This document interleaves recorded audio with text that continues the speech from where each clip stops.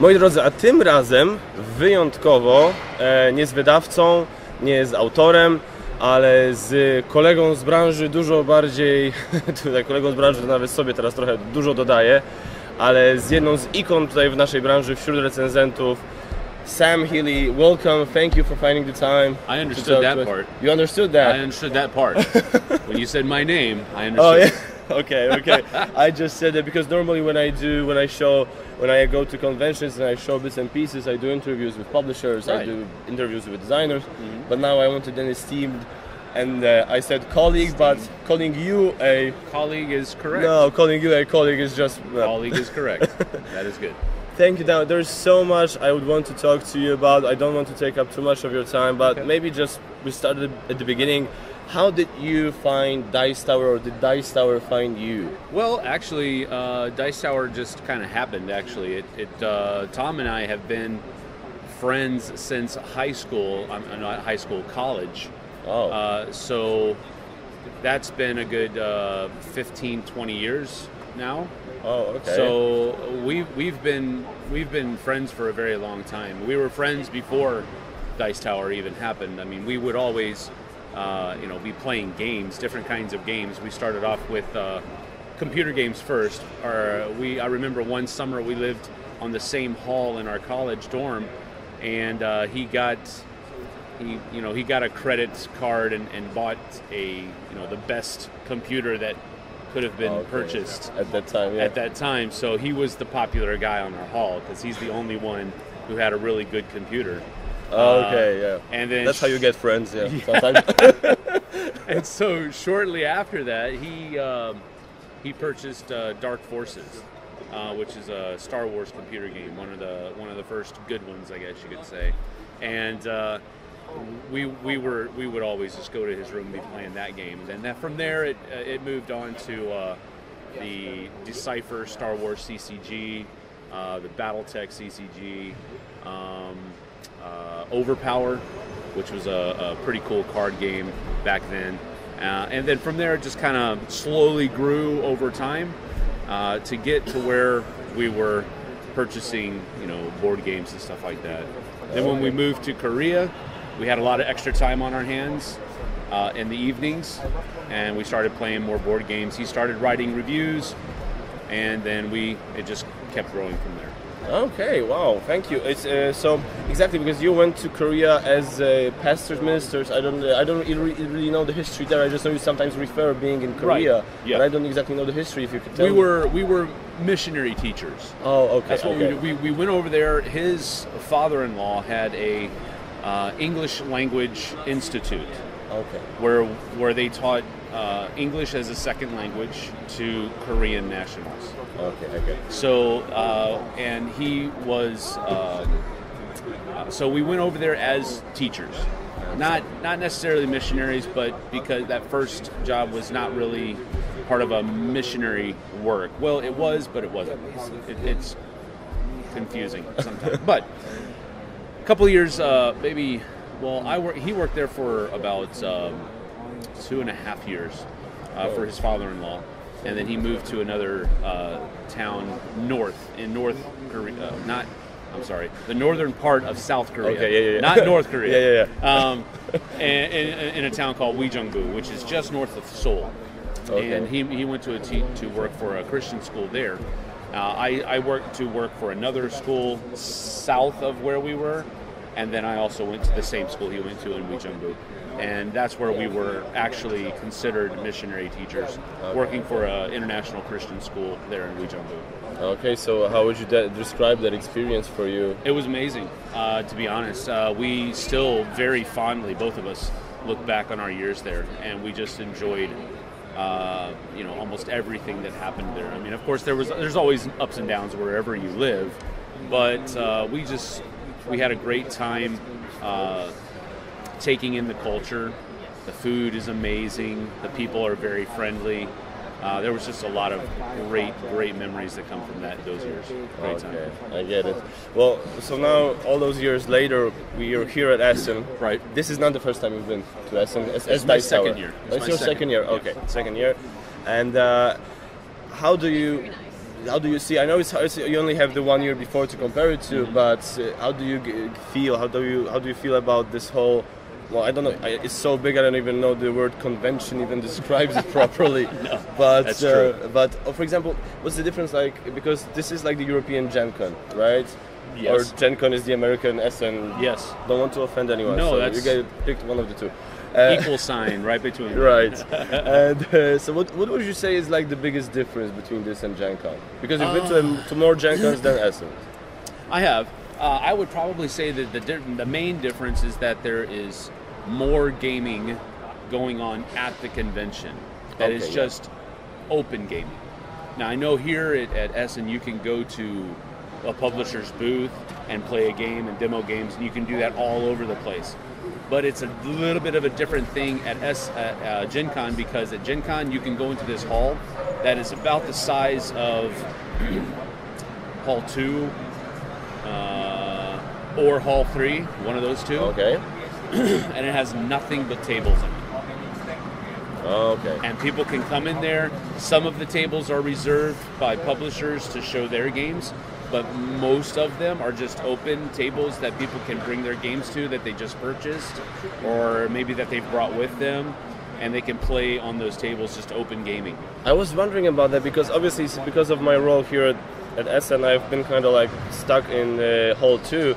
So, but I was wondering if there is a place like that here at Essen, because in Polish convention, like in Poland, the biggest convention is called Pyrkon, and but it's not really a board game convention. It's more like fantasy, sci-fi, so all those, everything that like kind of fits into that genre convention. Yeah, right. But there is a heavy board game presence there. Gotcha. And there is like a one big hall that's just one big gaming room, like you just said. So I was wondering if there is a place like this here. I've not seen it. At least not here in the convention center. Yeah. I know that there are some hotels in the area. Oh yeah. That have pretty good gaming areas for after the show is over, like each day. But I've not seen any open gaming places here in Essen, and so I think that's one of the main differences between Essen and Gen Con, is that there's open gaming areas. There's a really large RPG players contingent that is there. There's a whole lot more cosplayers that show up. Okay. There's a lot of those kinds of things. Also, Gen Con is kind of spread out over a wide location. It's not, this one is, there's a lot of stuff here. There's 8 halls, but it's here. It's in one spot, basically. Compact. Yeah. So, and then once 7 o'clock hits, everybody's gone. And everybody goes back to their hotel rooms and they play games at their hotels, you know. So that's the difference. With Gen Con, it's like constant. It's always going. I get it, yeah. The exhibitions hall shuts down at a certain time, but everything else keeps going. So it's a little bit different.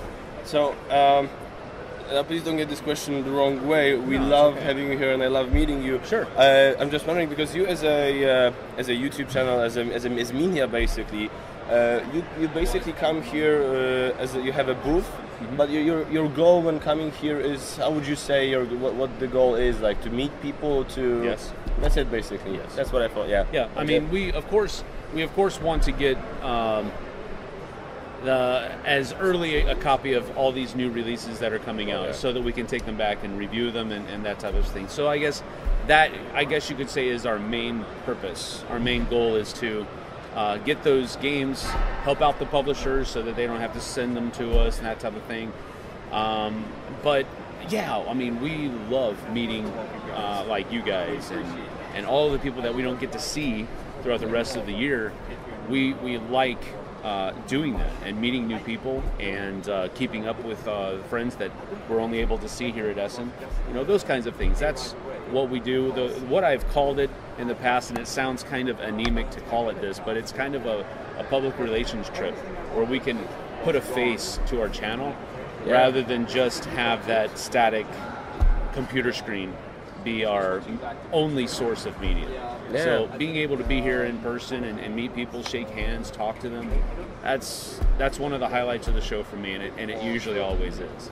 Yes, I mean, I'm not, like I said, I am a little bit recognizable in the Polish arena, and sometimes people walk up to me in Polish conventions, they say hi, it is the best feeling you can get. Right. Well, sometimes not for me because I am crappy with faces. So sometimes somebody walks up to me at a convention and says, hi, and I'm like, okay, are you a viewer or are you somebody that I know I just forgot? Yeah, right. So I get confused, but no, it's an amazing feeling. And I was going to ask, because you do so much stuff with the Dice Tower. And as somebody who does a lot less stuff, I know how time-consuming the things I do are. Right.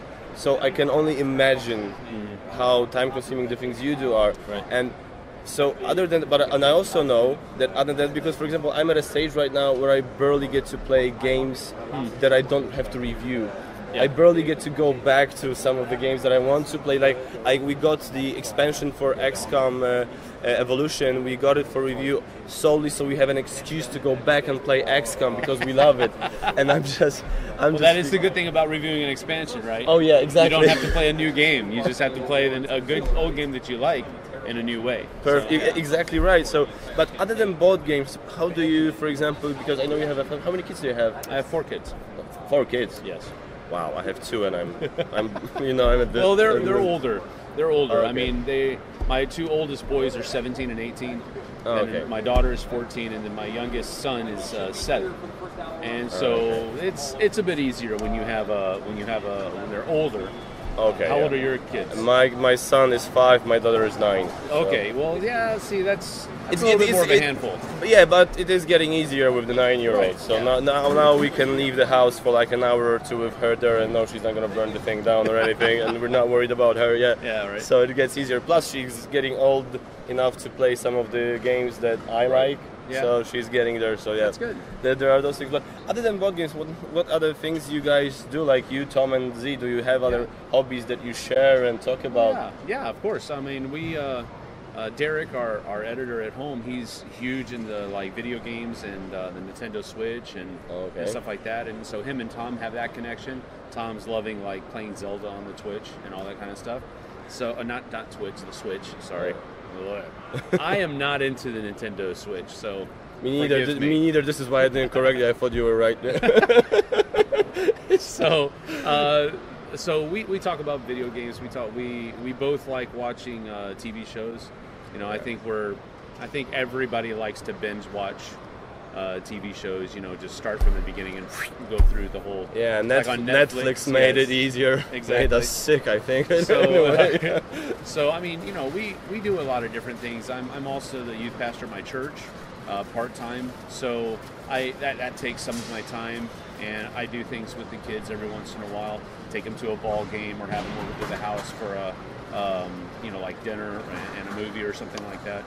So there's stuff that I do that's like that. There's my family likes to go to the movie theater and watch a movie. That gets expensive, so I have to be with 4 kids. I can imagine. You 2 have to stay home this time, that type of thing. Yeah, you're not gonna like this one. Right? Exactly.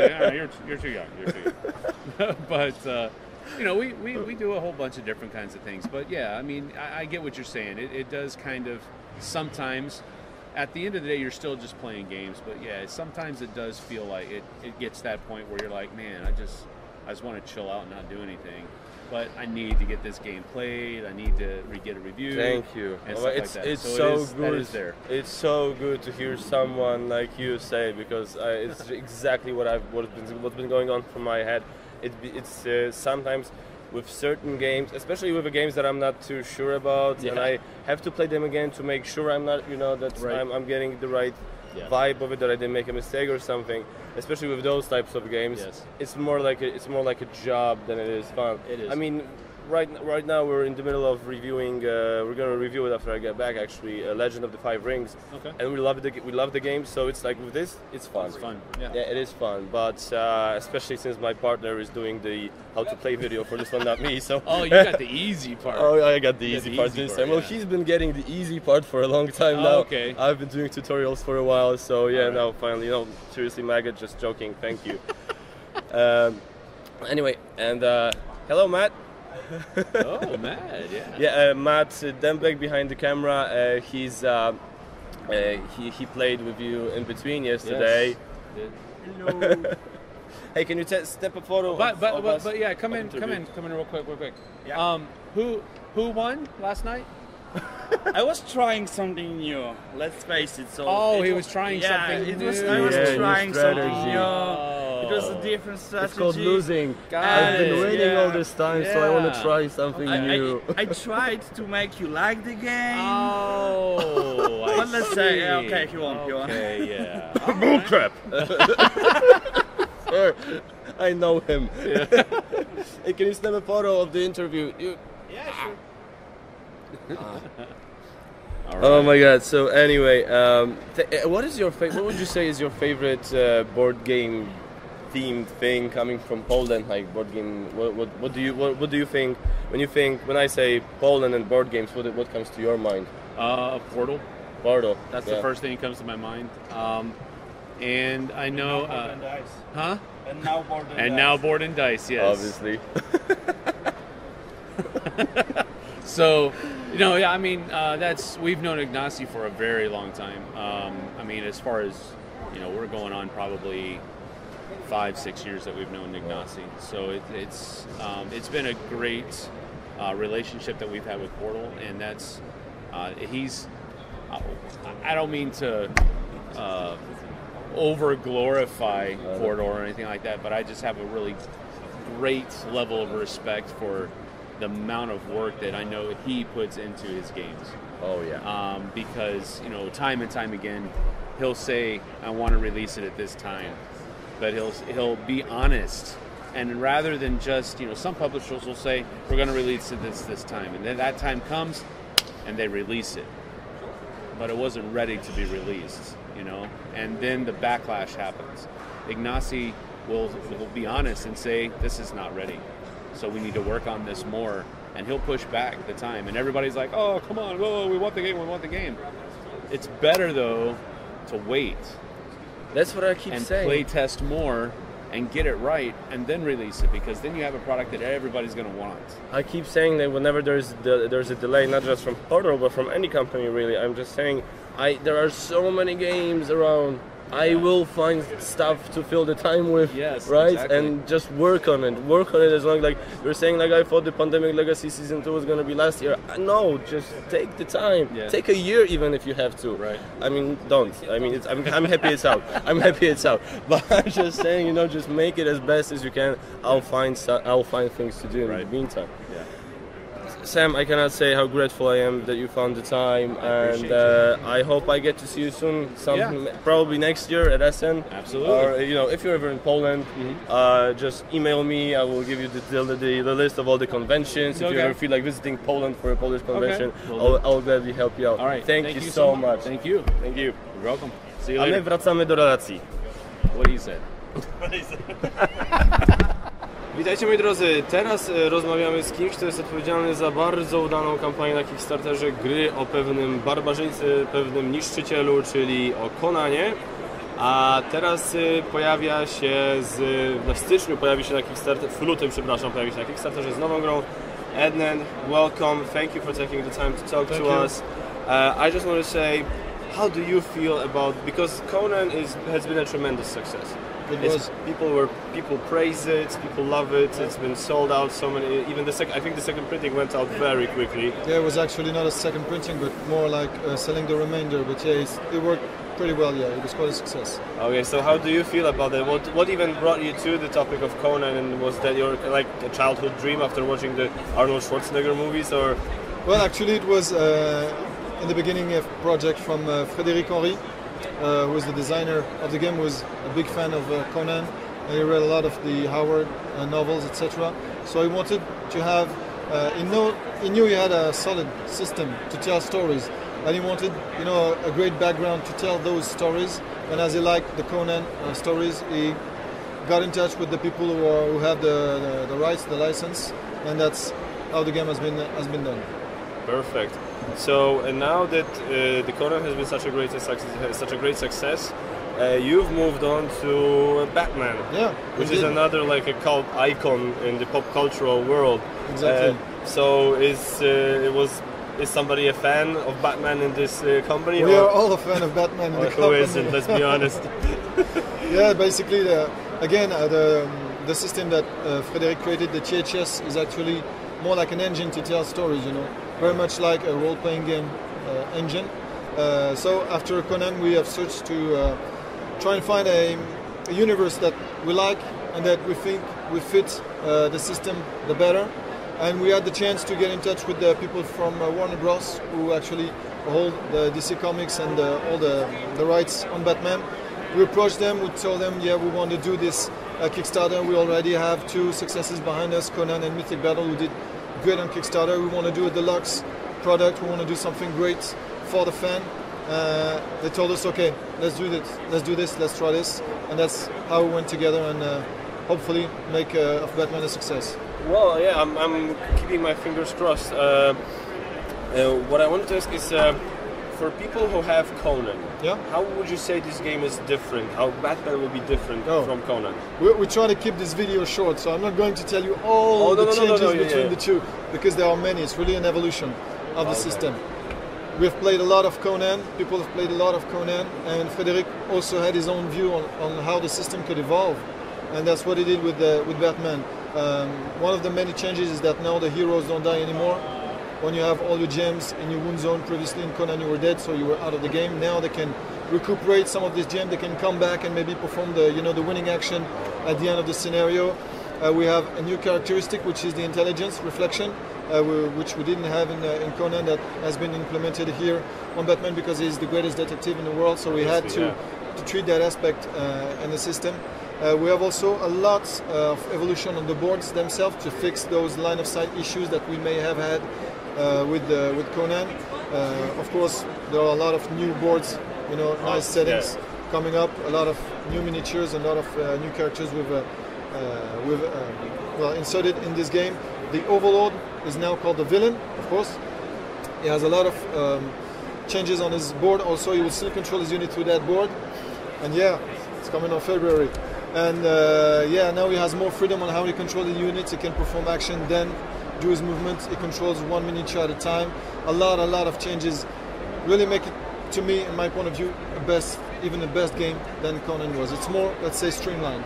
Okay, so it's not a case of, okay, if you already have Conan, then you don't really need this unless you're a big fan of Berman. It's a different animal. It's not risking, really. It's an evolution of the system. Perfect. Really. Okay. And people who try it and people who play it, who've been playing Batman for 4 days now in Essen, really enjoy it.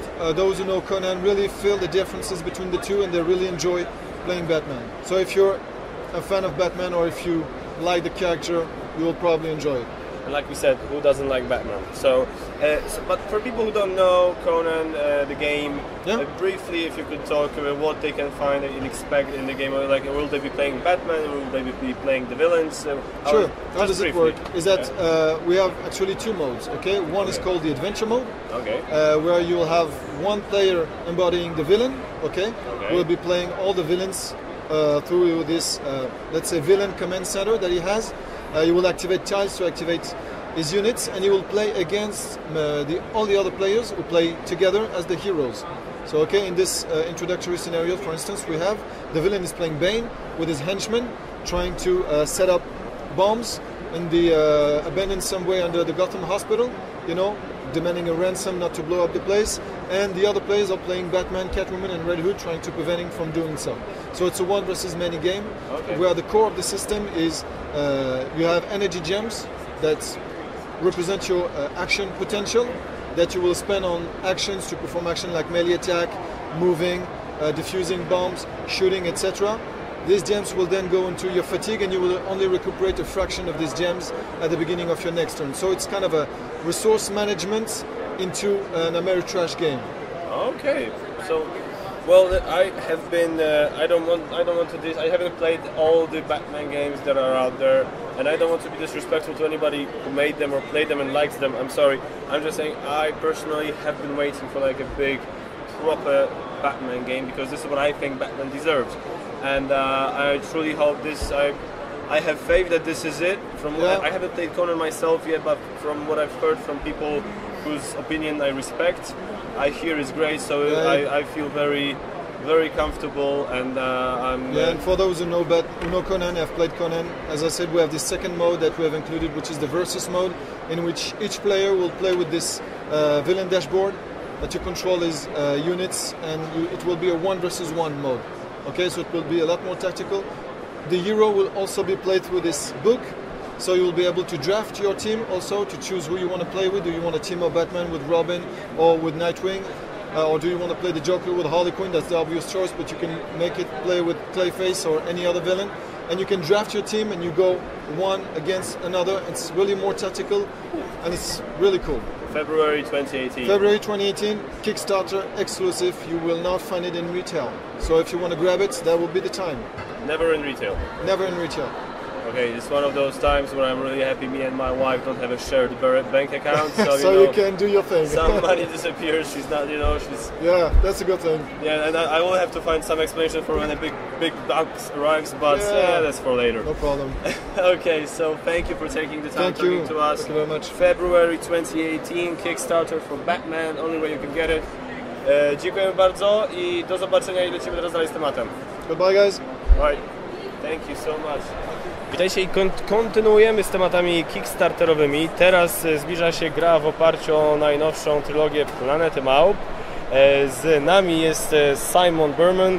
Thank you for finding the time to talk to us, talk to me.